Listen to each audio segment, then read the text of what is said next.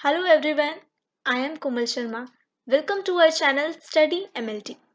आज के इस वीडियो में हम जानेंगे कल्चर टेक्निक के बारे में। बेसिकली कल्चर टेक्निक है क्या?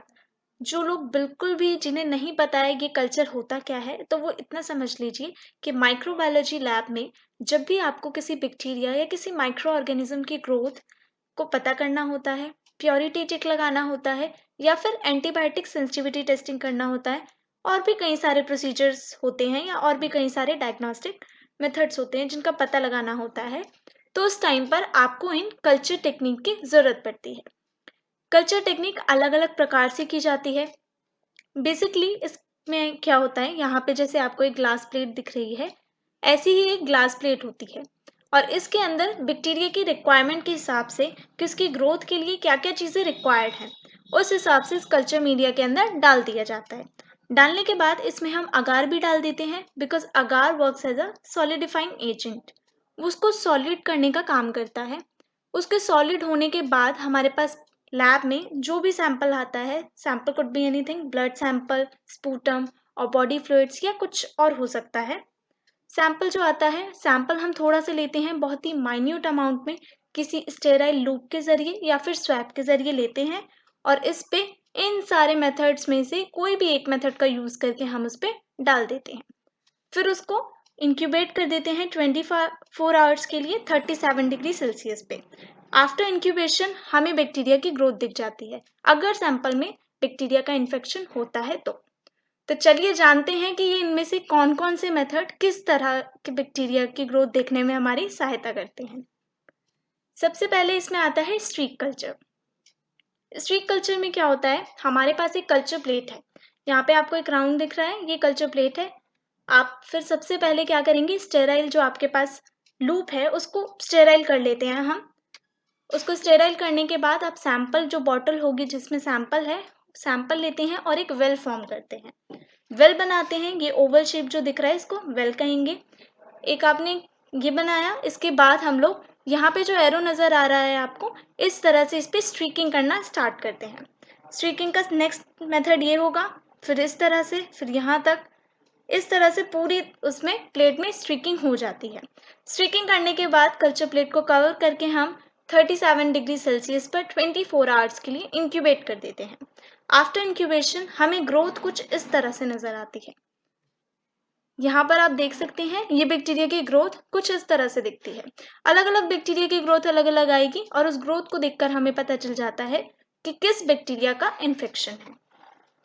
नेक्स्ट मेथड आता है लॉन कल्चर। लॉन कल्चर बहुत ही इंटरेस्टिंग है और मज़ेदार भी। लॉन कल्चर एक यूनिफॉर्म लेयर प्रोवाइड करता है बैक्टीरियल ग्रोथ की एक सॉलिड मीडियम में।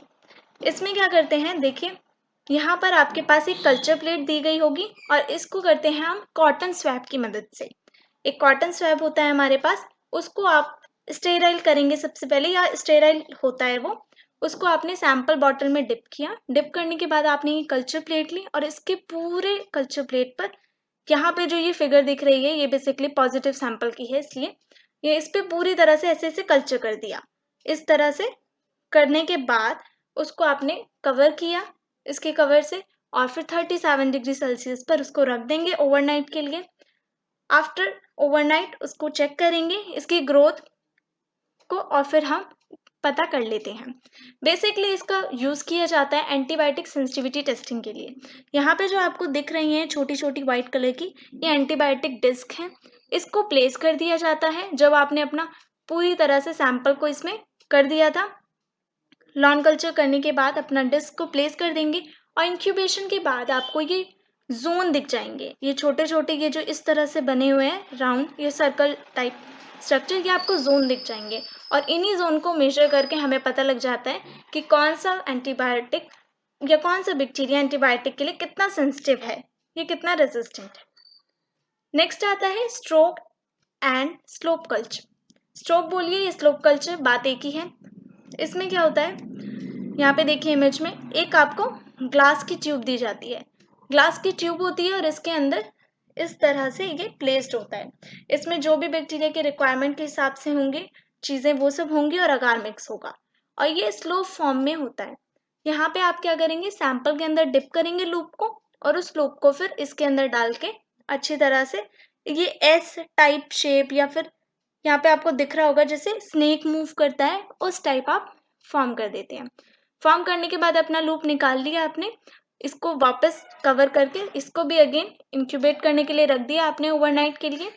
उसके बाद आप इंक्यूबेशन के बाद आप जब देखेंगे अगर इसमें बैक्टीरिया का इन्फेक्शन होगा तो यहाँ पे हल्की हल्की ग्रोथ आ जाती है। नेक्स्ट मेथड आता है स्टैप कल्चर।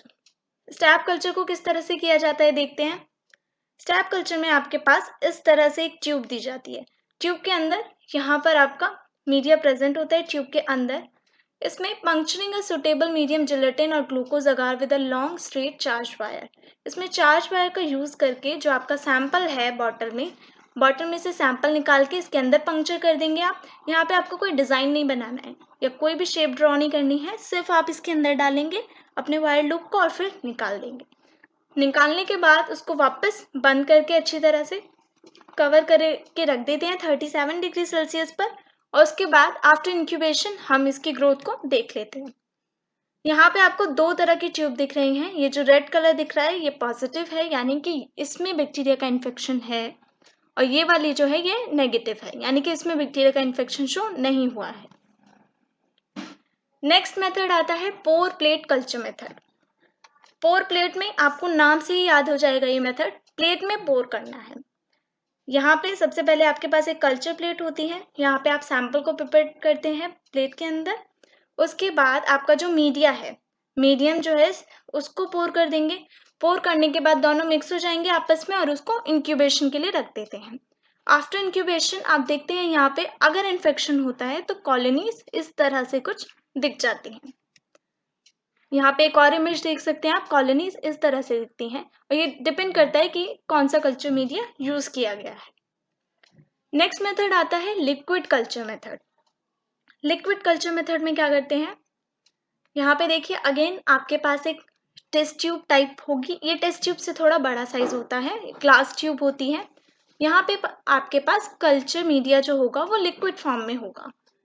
ठीक है, कल्चर मीडिया लिक्विड फॉर्म में होता है। यूजुअली न्यूट्रिएंट ब्रॉथ यूज किया जाता है इसके लिए, और इसके यूजेस क्या हैं, ब्लड कल्चर को करने के लिए, बायोकेमिकल एग्जामिनेशन के लिए, and when you need large yields of bacteria.